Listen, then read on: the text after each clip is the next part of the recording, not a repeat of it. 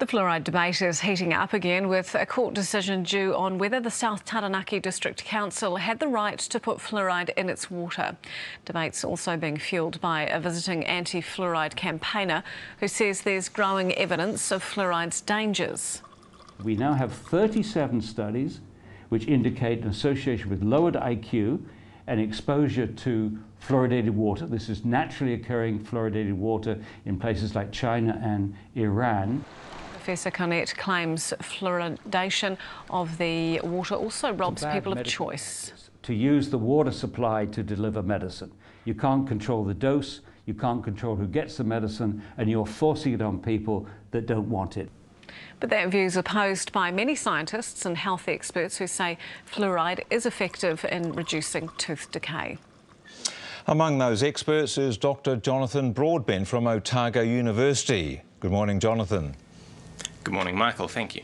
It seemed a generation or so ago that fluoride was just accepted as a good thing to be put in water. Why has this debate re-emerged, do you think? Well, I think the majority of New Zealanders do still accept that having fluoride in the water is a good thing for our collective health. What's reignited this debate is quite simply the activity of these international activist groups who are trying to push their agenda, often the same people who are against immunisations of children. They're saying quite specific things, that reduces IQ and has an impact on bones. Is there evidence to support that? Well, let me talk about the first one first. Regarding IQ. So I've got a paper that's been accepted in the American Journal of Public Health, and the editor has given me permission to speak about the findings of that in advance of print.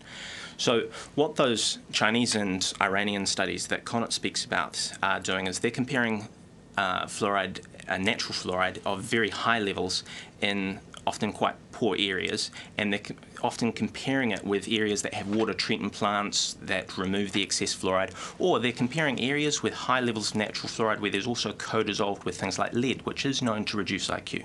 So they may have 37 studies, but they're looking at the wrong thing.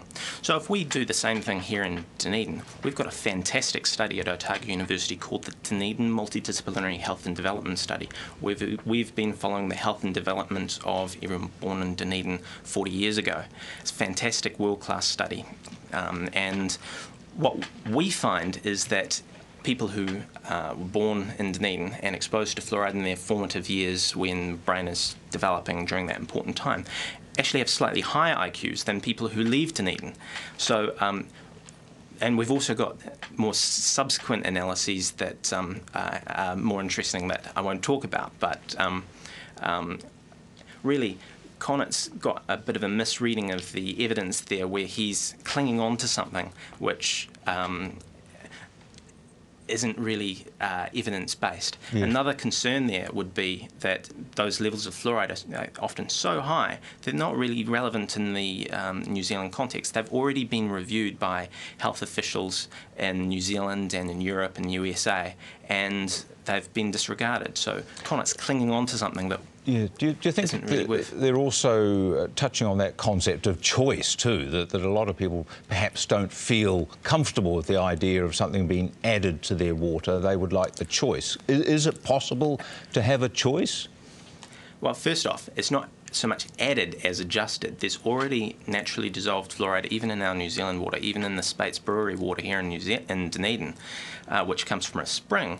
There's just a little bit of fluoride in there already. So what we're doing with the water supply is adjusting levels, not simply adding something that's not there already. Another thing to consider is that our water supply in a country like New Zealand, where we live in communities, cities, we have a shared water supply, and so if it's a community decision to have a shared water supply, it's a community decision to fluoridate that water supply. Far be it from me if you want to have an individual water supply and fetch your own water or filter your own water in your home or something like that to tell you must have fluoride in it. People have their filters that can remove fluoride, or people can choose not to live in a community that has fluoridated water. Just quickly, how do we compare with other countries? Have other countries gone away from fluoride at all? Well, a lot of countries never even went to fluoride in the water. Some countries went to fluoride in the salt. I mean, just take, for example, the country of Jamaica. It's sort of a strange example, you might think.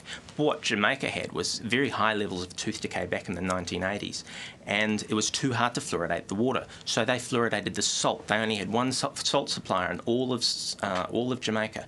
And so after fluoridating all the salt all the way across the country, tooth decay rates in Jamaica among 15-year-olds had dropped after only 10 years by 70%. And so that's by exposing the entire population to a public health intervention. Okay. So, yeah. Okay, thank you very much for your time there. It's Jonathan Broadbent from Otago University.